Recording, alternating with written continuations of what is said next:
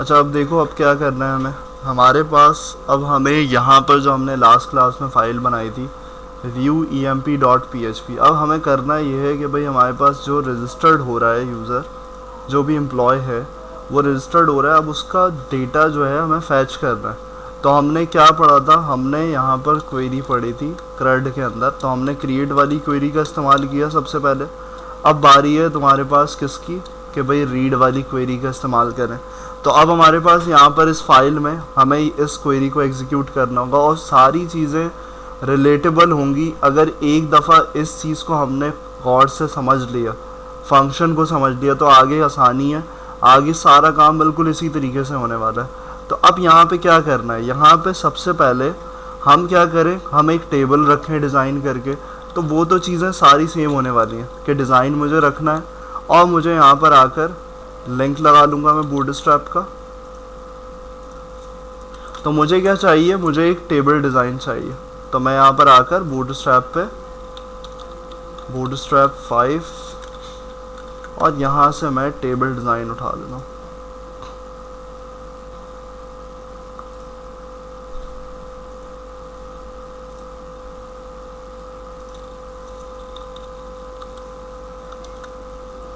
सही, तो यहाँ पे देखो, यहाँ पर हमारे पास कुछ इस तरीके से सैम्पल टेबल डिज़ाइन आ रहा है। तो मैं इसी को ले लेता हूँ और इसी को कॉपी करके इसी को बेहतर कर लेंगे। यहाँ पे कॉपी किया और यहाँ पे लाके पहले क्या करूँ, पहले मैं यहाँ पर कंटेनर वगैरह लगा लेता हूँ, div.raw div.call और इसको मैंने कर दिया 6 और यहाँ पे लाके मैंने अपना टेबल पेस्ट कर दिया। तो पहला काम मेरे पास ये हो गया। और उसके बाद इसको डिज़ाइनिंग थोड़ी सी और देने के लिए जस्टिफाई कंटेंट सेंटर, तो ये हमारे पास हो गया सैम्पल टेबल। अब देखो यहाँ पर कैसे रखना है इस टेबल को, कि ये तो TRs हैं, टेबल रॉ है, तो ये तो हेडिंग है, इसको कैसा करना होगा, इसको हमें एग्जैक्टली अपने टेबल के हिसाब से डिज़ाइन करना है। तो हमारे पास एग्जैक्टली टेबल के हिसाब से हमारे पास क्या है, ID, name, email, age, contact और सैलरी। नो मिस, यहाँ पर कुछ नहीं। तो यहाँ पर हमें ID, नेम, ईमेल के साथ साथ सारी चीज़ों को एग्जीक्यूट करना है। तो यहाँ पर क्या है, हैश के लिए ID सही है, ID आ जाएगी। उसके बाद हमारे पास क्या आएगा, हमारे पास आएगा नेम, उसके बाद हमारे पास क्या है, ईमेल, फिर देन एज, और हमारे पास यहाँ पर इसी को कॉपी करके हम ले लेंगे कॉन्टैक्ट और देन सैलरी। तो ये हमारे पास कुछ इस तरीके से एग्जैक्टली टेबल के हिसाब से हमारे पास हो गया रिकॉर्ड। अब नीचे देखो, यहाँ पर मल्टीपल रॉज है, तो हमें तो डायनेमिक इस्तेमाल करना है। तो डायनेमिक हमारे पास लूप चलेगा, तो लूप के लिए हमें बार बार टेबल रॉ को ऐड करने की ज़रूरत नहीं है, हम एक ही टेबल रॉ का इस्तेमाल करेंगे और इसी टेबल रॉ की मदद से हमारे पास सारे रिकॉर्ड्स, भले वो लाखों में हो, वो एग्जीक्यूट होके डायनेमिकली क्या होंगे, फैच हो जाएंगे। तो अब ये चीज़ हो गई। अब क्या करना है, टेबल डिज़ाइन एक दफ़ा देख लेते हैं कि हमारे पास किस तरीके से आ गया है। यहाँ पे आके तो मेरे पास अभी फ़िलहाल इस तरीके से सैम्पल टेबल डिज़ाइन आ गया। अब मैं क्या करूँ, अब आ जाता हूँ क्वेरी पे और इसको बेहतर कर लेंगे डिज़ाइन को। तो सबसे टॉप पे आके मैंने क्या करना है, मैंने सबसे पहले कनेक्शन को लेना है। तो कनेक्शन कैसे लेंगे अब्दुल करीम, कनेक्शन किस तरीके से लूँगा मैं,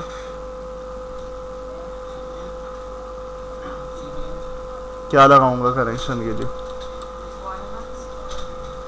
रिक्वायर वंस। CDN कहाँ से आ गया, रिक्वायर वंस करेंगे और कनेक्शन का मतलब है config.php, जो config.php बनाई थी जिसके अंदर कनेक्शन रखा हुआ है। तो अब यहाँ पे कनेक्शन सबसे पहले लिया। अब उसके बाद मुझे लिखनी है क्वेरी। तो क्या है, फैच करने की क्वेरी। अब इसको नाम दे सकते हो, रीड पढ़ रहे हम तो रीड क्वेरी। तो मैं इस तरीके से कोई भी वेरिएबल बनाऊँ अपनी आसानी के लिए जो मुझे समझ में आ जाए। अब यहाँ क्वेरी क्या आएगी, क्वेरी कौन सी लिखेंगे हम, हमें एम्प्लॉय का डेटा चाहिए, बताओ भाई क्वेरी कौन सी लिखी जाएगी।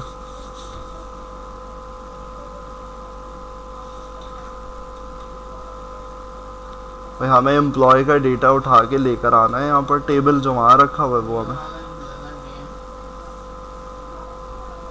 क्वेरी, जैसे यहाँ क्वेरी लिखी थी ना हमने, एक एम्प्लॉय का डेटा डालना था तो हमने ये लिखी थी इंसर्ट वाली, तो अब यहाँ कौन सी क्वेरी लिखेंगे? यहाँ पे भी कोई क्वेरी लिखूंगा तो रिजल्ट आएगा मेरे पास। फैच की क्वेरी क्या थी? अगर कोई डेटा हमें गेट करना हो तो हम माइस्क्यूएल में क्या लिखते थे, बताओ भाई अली।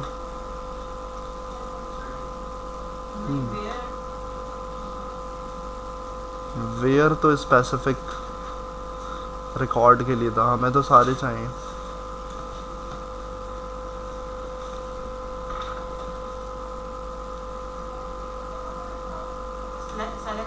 सेलेक्ट स्टैटिक, तो फैच करने के लिए हमने पढ़ा था कि भाई हम कुछ इस तरीके से रिकॉर्ड को फैच करते हैं, तो टेबल नेम देंगे सेलेक्ट स्टैटिक फ्रॉम एम्प्लॉय, तो सिंपल सी क्वेरी जो कि बहुत दफ़ा चल रही होती है। तो ये काम कर लिया। अब देखो पुराने वाले काम का ही काम है यहाँ पर, जो हमने उस फाइल में किया था। इस काम को करने के बाद हमने क्या किया था, क्वेरी लिख दी। तो मैंने एक चीज़ बताई थी कि क्वेरी को लिखने या ना लिखने से कोई फ़र्क नहीं पड़ता, क्वेरी को चलाना ज़रूरी है। तो वो चलाएगा कौन क्वेरी को, ये भी बहुत अच्छे तरीके से समझा था, और वो इस फाइल में समझा था हमने।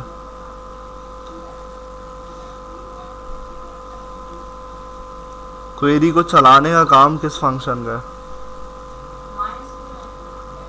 MySQLi query. तो उसमें देखो नीचे लिखा हुआ भी है, कमेंट भी इसलिए मैंने किया था, क्वेरी एग्जीक्यूशन फंक्शन। तो फंक्शन चलना यहाँ पर, फंक्शन जो MySQLi क्वेरी है इसी की मदद से ही क्वेरी चलनी है। तो उसके लिए वो दो आर्गुमेंट्स रिसीव करता है, एक तुम्हारा कनेक्शन और दूसरी तुम्हारी लिखी हुई क्वेरी। तो इन दोनों को ही पास करना, यही काम यहाँ पर भी करना है। तो हर जगह सेम ही काम होने वाला है। तो यहाँ पर क्या करना है, सिर्फ क्वेरी का काम चेंज है। तो यहाँ पर मैंने वही किया, रिजल्ट वेरिएबल बनाया, res कर दूँ मैं, वहाँ पर रिजल्ट किया, यहाँ पे मैंने res कर दिया। और फिर उसके बाद MySQLi क्वेरी का फंक्शन लिया, और यहाँ पे दो आर्गुमेंट्स मांग रहा है मुझसे। पहला कनेक्शन जो कि कहाँ से आ रहा है, config.php से, और दूसरी चीज़ मेरे पास आ गई मेरा जो ये रीड क्वेरी का वेरिएबल है, क्योंकि इसी के अंदर मेरे पास क्वेरी स्टोर्ड है। यहाँ तक तो काम सेम था पिछली वाली फाइल का, लेकिन इसके बाद थोड़ा सा चेंज आएगा। क्या है, सबसे पहले एक और फंक्शन है, और जो बड़ा आसान सा है, जो समझ में आ जाएगा ऐसी, कि हमें क्या करते हैं, हम यहाँ पर लोड कम करने के लिए, अब वो लोड कैसे कम होता है वो चीज़ भी हम देखेंगे। हम काउंट करते हैं रॉज, और ये काम आएगी तुम्हारे लिए। तो यहाँ पर मैं क्या करूँगा, मेरे पास क्वेरी चल गई, इसके अंदर आ गई। अब मुझे क्या गिनना है, मुझे गिननी है रॉज। यहाँ पे कितनी रॉज है, 3 है। तो अब यहाँ पर मुझे रॉज गिननी है, तो मेरे पास PHP का फंक्शन मौजूद है। तो मैं क्या करूँ, एक वेरिएबल बनाऊँगा। तो ये फैच करते वक्त काम होता है, ये याद रखो, इस दिमाग में बिठा के रखो कि हमेशा जब फैच कर रहे होगे जब ये वाला काम होगा। और बड़े मज़े की चीज़ें हैं इसके अंदर। तो मैं यहाँ पर एक फ़ंक्शन यूज़ करूँगा, MySQLi, वालेकुम अस्सलाम, जल्दी से बैठो भाई, MySQLi numRows। तो MySQLi numRows का काम क्या है कि मैं इसके अंदर अगर पास करूँगा मैं अपनी क्वेरी जो कि एग्जीक्यूट हो रही है, तो वो क्या करके देगा, मुझे काउंट करके देगा उस रॉस को। तो यहाँ पर मैं क्या करूँ, मेरे पास क्वेरी एग्जीक्यूट कहाँ हो रही है, रिजल्ट में, res में। तो अब अगर मुझे ये देखना है कि भाई यहाँ पर कोई रिजल्ट आ रहा है, तो मैं क्या करूँगा, इस वेरिएबल को देखूँगा कि मैंने जो ये चलाया है MySQLi numRows का फंक्शन, क्वेरी तो चल रही है, क्वेरी भी पता चल जाएगी कि चली या नहीं चली, और टोटल रॉज भी मुझे मिलेंगी यहाँ पर एको करके। अब एको करना नहीं है, सिर्फ चेकिंग पर्सपेक्टिव के लिए करना है। तो यहाँ पे आके मैं क्या करूँगा, यहाँ पे आके मैंने अगर चलाया, देखो इसको, तो क्या आ रहा है साइड पे, 3। क्यों आ रहा है, इसलिए आ रहा है कि क्वेरी चली। और फिर मैंने क्या किया, मैंने यहाँ पर इस फंक्शन को एग्जीक्यूट किया PHP के।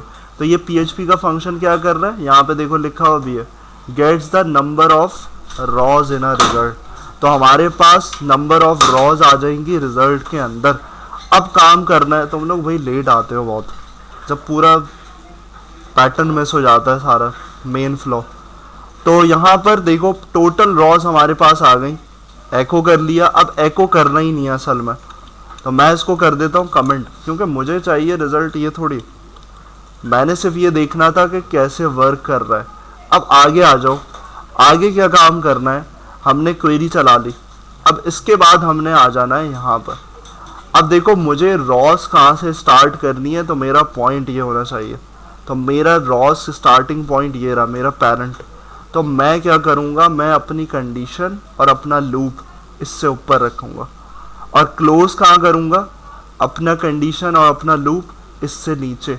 तो अब ये चीज़ क्या होगी, कैसे होगी कि भाई मैं बीच में आऊँगा और यहाँ पे आके PHP का टैग लगाऊँगा, क्योंकि मुझे PHP से रिलेटेड काम करना, तो मैंने PHP का टैग लगाया। और इसके बाद मैंने क्या किया, अब देखो वो जो टोटल रॉज है ना, वो यहाँ पे हेल्पफुल होगा। जो मैंने एक फंक्शन यूज़ किया था उसका काम तुम्हारे पास यहाँ पर आएगा, और वो कैसे आएगा, कंडीशन चेक करने के लिए। यानी कि कैसे, यहाँ पे आके मैं कंडीशन लिखूँगा if total rows is not equal to 0। तो अब मैं ये कह रहा हूँ कि भाई पहले ये चेक करो कि भाई कहीं 0 के बराबर तो नहीं है।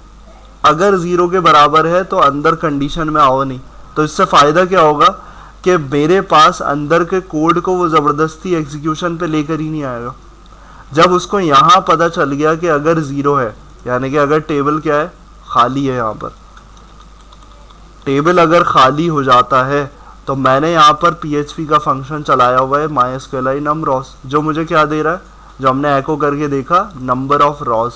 तो अब नंबर ऑफ रॉज में अगर 0 होगा, कब होगा, जब खाली हो टेबल। तो जब 0 होगा तब ये चलाएगा ही नहीं। तो तभी मैं क्या चेक कर रहा हूँ कि total rows is not equal to 0, 0 के बराबर नहीं होना चाहिए, तब इसको चलाओगे। तो यहाँ पे आके क्या करोगे, यहाँ पे आके इस तरीके से तुमने इफ़ की कंडीशन लिख ली। तो अब ये चेकिंग यही करेगा, यहाँ पे ये देखेगा कि भाई कुछ ना कुछ होना चाहिए, यानी कि कम से कम कितनी रॉ होनी चाहिए, 1। तो इसके इस तरीके से याद रख लो कि भाई कम से कम 1 रॉ होगी तो अंदर आएगा, बस। अब इसके बाद अंदर आने के बाद क्या करेगा, अंदर आने के बाद यहाँ पे सबसे आसान लूप कौन सा होता है, फॉर लूप होता है, वाइल लूप होता है, डू वाइल लूप होता है। 3 लूप्स होते हैं ना हमारे पास। सबसे आसान फॉर लूप, और बाकियों की नज़र में सबसे आसान कौन सा लूप होता,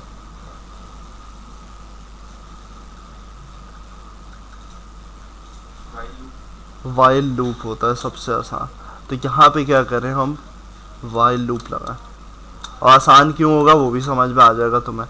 अब देखो क्या है, हमने क्या पढ़ा था, एसोसिएटिव एरे पढ़ा था, याद है सबको। एसोसिएटिव एरे का बताओ पहले, तो एसोसिएटिव एरे की फंक्शनैलिटी क्या थी, पहले तो वो चीज़ याद होनी चाहिए, क्योंकि अब एसोसिएटिव एरे का ही काम है। तो एसोसिएटिव एरे जब मैंने पढ़ाया था तो उसमें क्या चीज़ डिफरेंस बताया था कि एक नॉर्मल एरे में और एक एसोसिएटिव एरे में क्या डिफरेंस होता है। की और वैल्यू पे काम करता है, यानी कि की वैल्यू पेयर्स पे। नॉर्मल एरे में इंडेक्सिंग होती है फिक्स्ड, लेकिन हमारे एसोसिएटिव एरे के अंदर वो कीज़ किसको बनाता है, कीज़ बनाता है तुम्हारे कॉलम के नाम को। तो यहाँ पे अब देखो फंक्शन तुम्हें वैसे ही नज़र आएगा। तो यहाँ पे मैं क्या बनाऊँगा, एक वेरिएबल बनाऊँगा। अब इसको तुम क्या कर सकते हो, तुम इस वेरिएबल का नाम डेटा भी रख सकते हो, तुम रॉ भी रख सकते हो, तुम रिकॉर्ड भी, क्योंकि क्या फैच कर रहे हो, यही चीज़ें फैच कर रहे हो, या तो डेटा आ रहा है, रिकॉर्ड आ रहा है, या फिर रॉ आ रही है, कुछ भी बनाओ इसका नाम। तो मैं यहाँ पे क्या करता हूँ, तो मेरा जो है आदत वो ये है कि भाई डेटा का वेरिएबल बनाता हूँ। तो उसके बाद देखो यहाँ फंक्शन एक और लगेगा। अब क्या होगा, वो एसोसिएटिव एरे का फंक्शन होगा, mysqli फैच एसओ। रिलेटेबल है तो इसलिए बेसिक में हर चीज़ स्ट्रॉन्ग करके इसलिए आता है। तो mysqli फैच एसओ। अब इसमें तुम्हें टेंशन ये नहीं होगी कि ये कैसा हो रहा है काम, क्योंकि तुम्हें सब पता है। तुम्हें ये पता है कि एसोसिएटिव एरे का काम क्या है, एसोक का मतलब क्या है। तो अब यहाँ पे क्या पास करोगे, यहाँ पे पास करोगे तुम्हारी क्वेरी चलने। अब जो मिस भी कर चुके हैं उनको ये चीज़ पिछली क्लास में समझाई हुई है कि क्वेरी यहाँ चलती है। तो तुम्हारा वेरिएबल इंपॉर्टेंट कौन सा होता है, ये वाला नहीं, क्योंकि इसमें कुछ नहीं रखा, इसमें क्वेरी है। क्वेरी एग्जीक्यूट कहाँ हो रही है, इस पे हो रही है, तो मुझे क्या करना है, मुझे रिजल्ट भी कहाँ से मिलेगा, इसी से मिलेगा। तो अब मैंने क्या किया, इस फंक्शन को चाहिए था एक आर्गुमेंट, वो मैंने पास किया इसके अंदर। अब ये क्या देगा, अब देखो टेबल के अंदर जाने से पहले मैं ऐसे ही टेस्ट कर लूँ, तो टेस्टिंग के लिए एक एरे को देखने के लिए तुम्हारे पास PHP के अंदर एक फंक्शन होता है, तो यहाँ सारा गेम ही फंक्शन का है। तो इसमें क्या होता है, एक तुम्हारे पास होता है कि एरे को दिखाने के लिए मेरे पास होता है PHP में प्रिंट आर। तो मैं डेटा फॉर्मेट बाद में करूं, पहले ये देख लूं कि मेरे पास कुछ रिजल्ट आ रहा है। किस में आएगा रिजल्ट, लूप चलेगा, डेटा के अंदर स्टोर्ड होगा रिजल्ट, और मैं प्रिंट आर करके, यानी प्रिंट और आर, इसका मतलब है एरे दिखाएगा। तो एरे देखने का ये टेस्टिंग पर्सपेक्टिव के लिए होता है कि पहले टेस्ट कर लो। तो यहाँ पर आकर इसमें अगर आ जाऊँ और यहाँ पर, अच्छा रिस RE कर दिया हमने, एस भी लगाना है, तो यहाँ पर एस भी लगाया इस वेरिएबल के अकॉर्डिंग।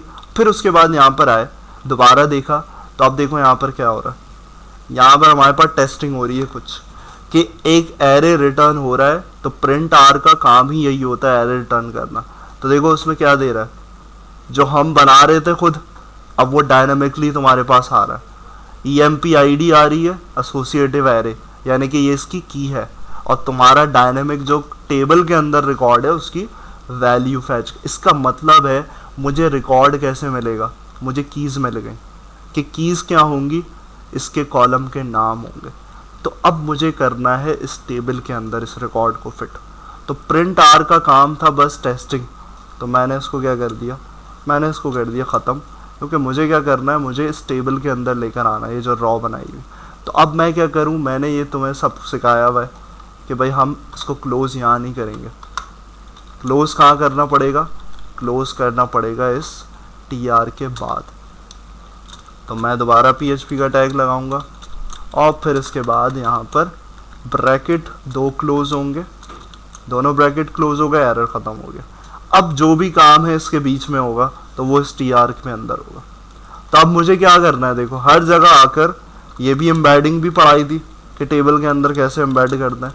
तो PHP, और उसके बाद यहाँ पे देखो डेटा देखना है मुझे, एको डेटा किसके अंदर है, डॉलर डेटा।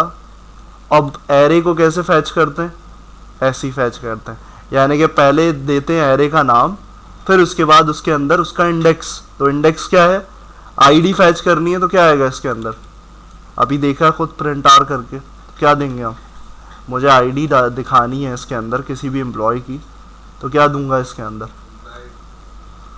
क्या दूंगा, EMP ID, जो पहली की नज़र आ रही थी हमें। तो इसका मतलब ये एरे है, एसोसिएटिव एरे है, एसोसिएटिव एरे को चाहिए की, तो वो इंडेक्स तुम पास कर रहे हो, और यहाँ पे तुम्हारे पास पहली चीज़ आ जाएगी। यही काम तुमने एग्जैक्टली हर TD के लिए करना है, जितने कॉलम्स तुम्हारे पास उतने TDs।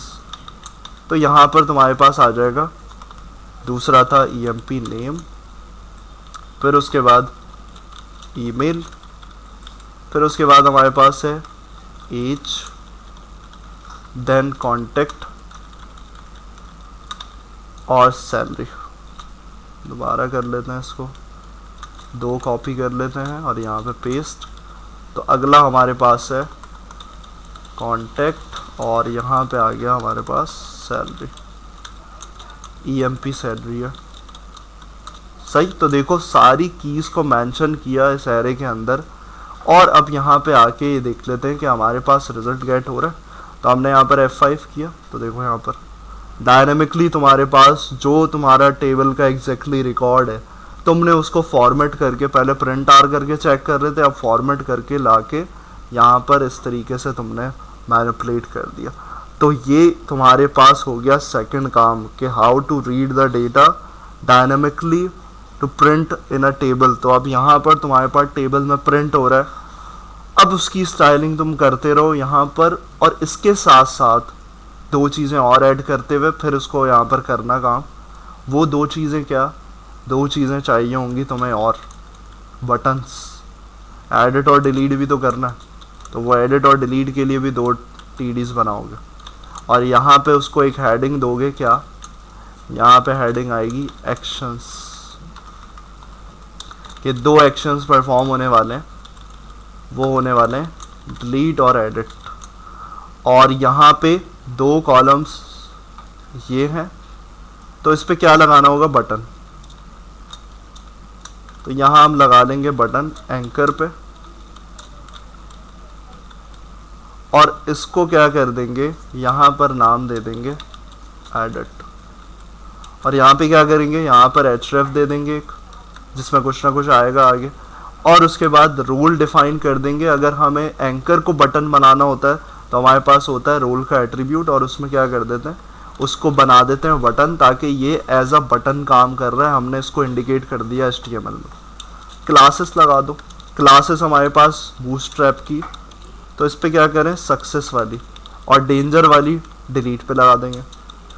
BTN आउटलाइन लाइट, ये एक हो गया। इसी को कॉपी करते हैं और यहाँ पर लाके नीचे पेस्ट कर देते हैं,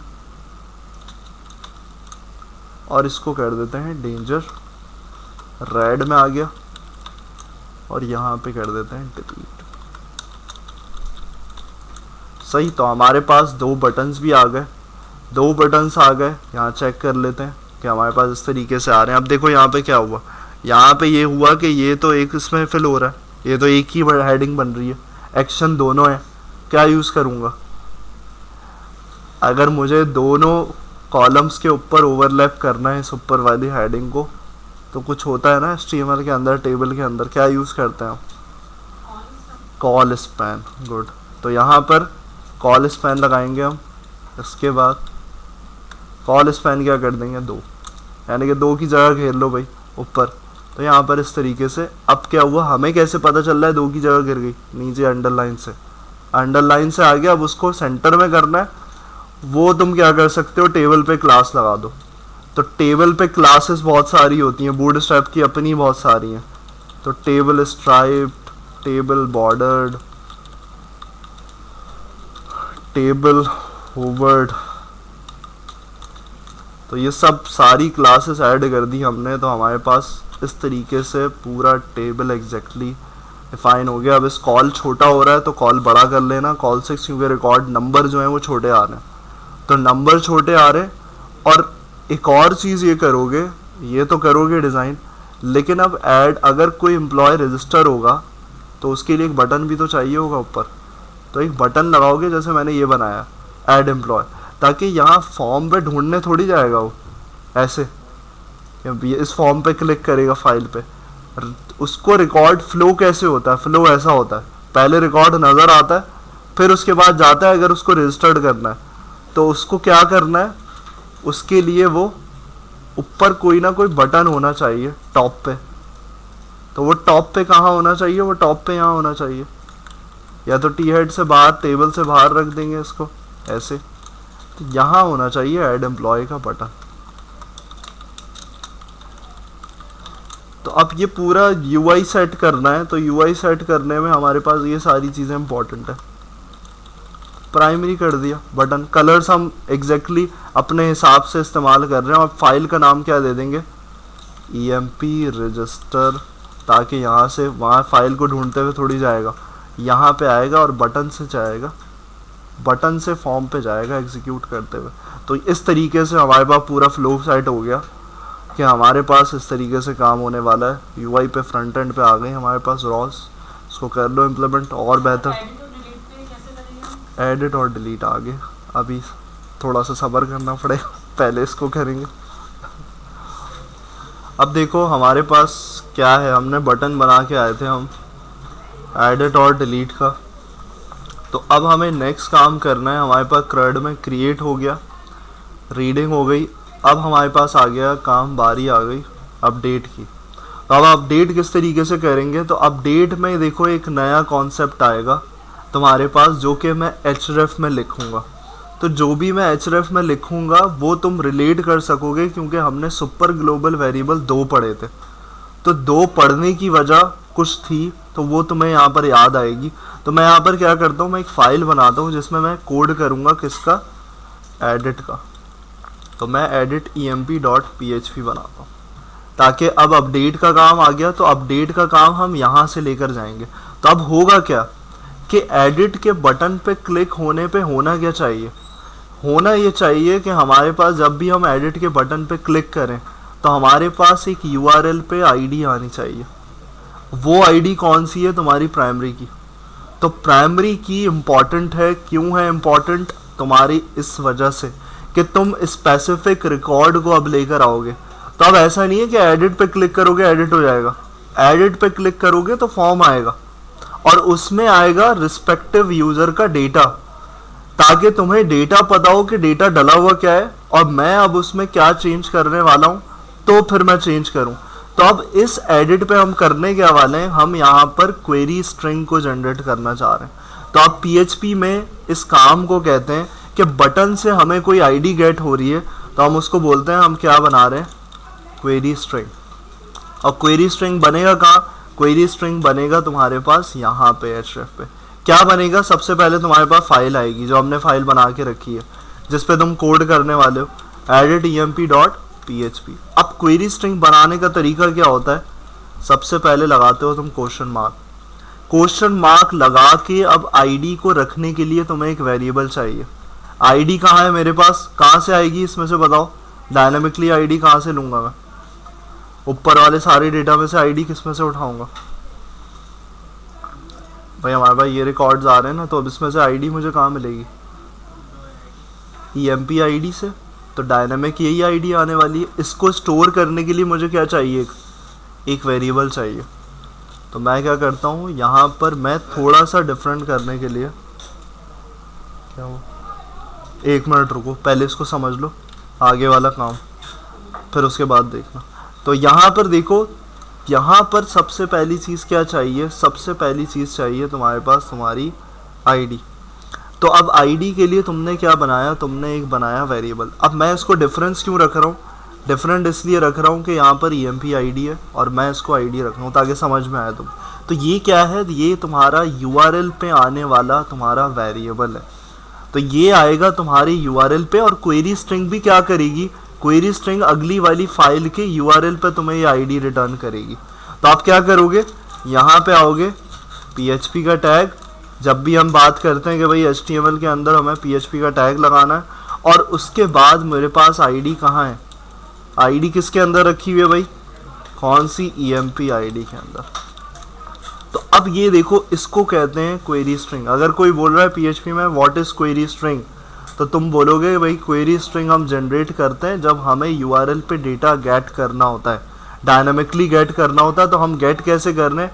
ये गेट करवा रहा है क्वेश्चन मार्क, फिर उसके बाद एक कोई वेरिएबल, कोई भी हो सकता है, उसके बाद तुम डायनामिक इसको इक्वल कर रहे हो किसी भी तुम्हारे जो रिकॉर्ड है जो तुम्हें इंपॉर्टेंट लग रहा है, तो वो तुम्हारी आईडी है। तो अब आईडी को तुमने यहाँ पर बनाया। अब मुझे टेस्ट करना है, ये जो edit.emp.php है, ये फाइल अभी बनी हुई नहीं है, ब्लैंक है। तो अब मेरे पास बटन पे यहाँ पर रिफ्रेश करके यहाँ एडिट पे कुछ हो रहा है। तो देखो एडिट पे क्या हो रहा है। एडिट पे मेरे पास एक चीज़ हो रही है URL पे। तो वो जो क्वेरी स्ट्रिंग है वो क्या काम कर रही है? वो ये काम कर रही है जो हमने वेरिएबल बनाया था, क्वेरी स्ट्रिंग बनाई थी, URL पे हमारे पास वैल्यू पास हो रही है। तो हमने URL से रिलेटेड कोई चीज़ समझी थी। कौन सा सुपर ग्लोबल वेरिएबल था जो URL पे काम करता है? गेट का सुपर ग्लोबल वेरिएबल था, और मैंने बोला था ये कहीं कहीं यूज़ होता है। तो अब उसका इस्तेमाल आने वाला। तो इस्तेमाल आने वाला कैसे? कि हमने बटन पे क्लिक करके क्वेरी स्ट्रिंग की मदद से हमने ये वाला काम कर लिया। ये काम क्यों किया? क्योंकि हमें हर स्पेसिफिक रिकॉर्ड को गेट करना है। मैं जिस बटन पे क्लिक कर रहा हूँ उसकी क्या गेट कर रहा है? वो उसकी आईडी को गेट कर रहा है। तो अब इस फाइल में आके क्या करना है? अब हमने अपडेट की क्वेरी डायरेक्ट नहीं लिखनी, हमें अभी भी रिकॉर्ड ही फैच करना है। रिकॉर्ड कैसे फैच करना है? अब मुझे किसकी ज़रूरत है? फिर अगेन फॉर्म की ज़रूरत है। सही। तो मैं क्या करता हूँ, यहाँ से इस फॉर्म को उठा लेता हूँ क्योंकि मुझे तो रिकॉर्ड चाहिए फॉर्म के अंदर ही। तो ये आ गया।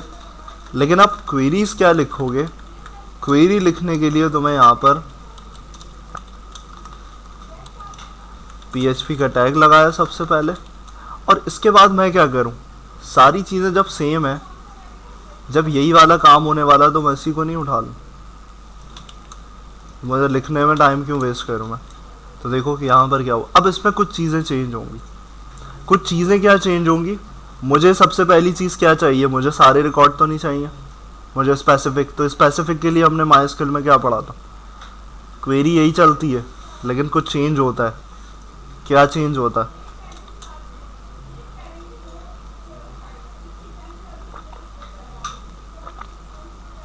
कोई एक अलग चीज़ पढ़ी थी ना कि अगर हमें स्पेसिफिक रिकॉर्ड फैच करना होता है तो हम क्या करते हैं,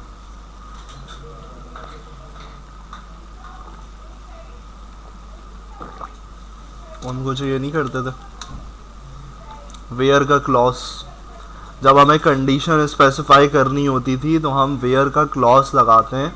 तो अब हमें एम्प्लॉय का रिकॉर्ड चाहिए, लेकिन एक का चाहिए। अब फॉर्म के अंदर मल्टीपल एम्प्लॉय के रिकॉर्ड नहीं आएंगे क्योंकि अपडेट एक पे होगा। तो आप वेयर के अंदर क्या डालोगे, वेयर के अंदर किसको चेक करोगे, एम्प्लॉय आईडी। तो अब एम्प्लॉय आईडी आएगी कहाँ से, डायनामिकली कहाँ से आएगी भाई, कोई चीज़ मिस कर रहा हूँ मैं इस कोड में। अब जो एम्प्लॉय आईडी है तो मैं 1 2 करके तो नहीं डालूंगा क्या। तो अब जो वो यूआरएल का डेटा है वो मुझे गेट करना है, जो वो 3 है 2 है कुछ भी आ रहा है। तो उसके लिए क्या बनाना पड़ेगा, मैं एक बनाना पड़ेगा वेरिएबल emp id।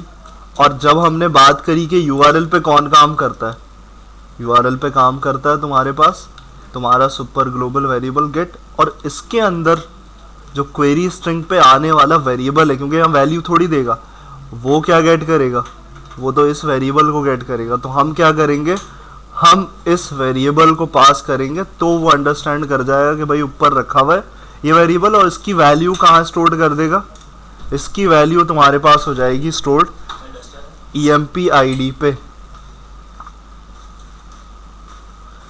तो emp id में तुम्हारे पास वैल्यू स्टोर्ड हो गई। अब इसको क्या करना है, सिंपली तुम्हारे पास जब id आ गई है तो उसको कॉपी करके यहाँ पे पेस्ट कर दो।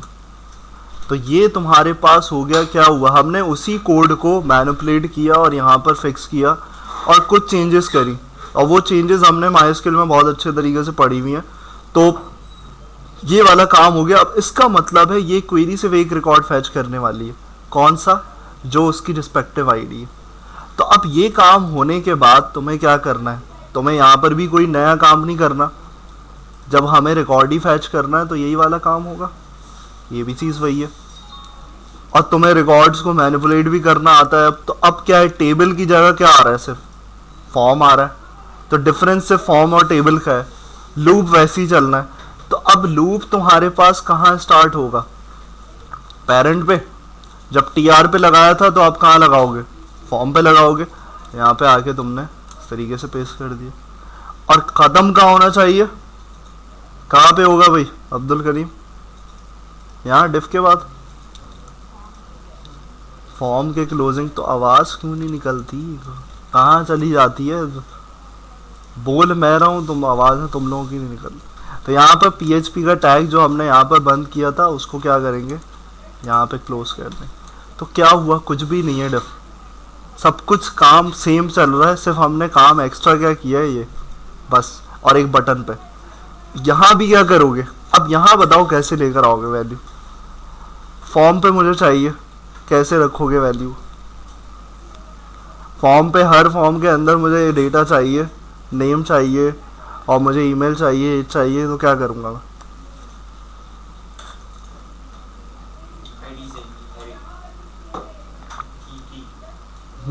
कीज़ देनी पड़ेंगी। अब कीज़ मैं इनपुट के अंदर कैसे दूंगा, टेबल के अंदर तो मैंने लगा दी थी। इसके अंदर कोई हमारे पास एक एट्रीब्यूट होता है जिसके अंदर हम कुछ दे सकें, वैल्यू का। गुड, तो वैल्यू का हमारे पास होता है, जैसे हम किस में डाल रहे थे, हमने यहाँ देखा था सबमिट के अंदर। सबमिट में हम वैल्यू डाल रहे थे तो हमें डायनामिक वैल्यू डालनी है। तो डायनामिक वैल्यू कैसे आएगी, फिर PHP का टैग और फिर इसके अंदर वही वाला काम जो तुमने पिछली फाइल में किया है। तो सब काम रिलेटेबल है। और यहाँ पर तुमने क्या पास करना है, यहाँ पे तुमने नेम पास किया। अब देखो यहाँ मैं आईडी नहीं रख रहा, आईडी रखने का तरीका होता है यहाँ पर एक, जब पहले इसको सारा कर लूँगा उसके बाद बताऊँगा कि आईडी कैसे रखी जाती है। तो आईडी शो नहीं होती क्योंकि तो आईडी यहाँ पर तुम्हारे पास फॉर्म के अंदर शो नहीं करी जाती, तो मैं यहाँ पर क्या करता हूँ, मैं यहाँ पर इस चीज़ को वैल्यू के एट्रीब्यूट को कॉपी कर लेता हूँ और सब जगह ला के यहाँ पर पेस्ट।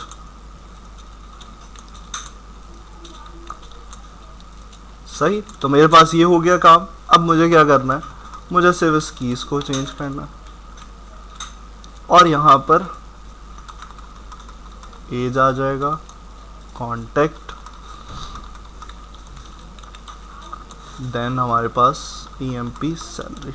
अब देखो आईडी को रखने की बात आती है, आईडी नहीं दिखाई जाती। एक चीज़ हमेशा याद रखो, आईडी को दिखाया नहीं जाता।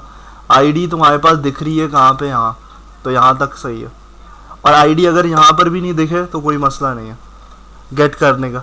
तो यहाँ पर तुम्हारे पास अगर यहाँ आईडी रखनी है, लेकिन रखना इम्पॉर्टेंट है, तो रखना कैसे रखोगे, ऐसे ही।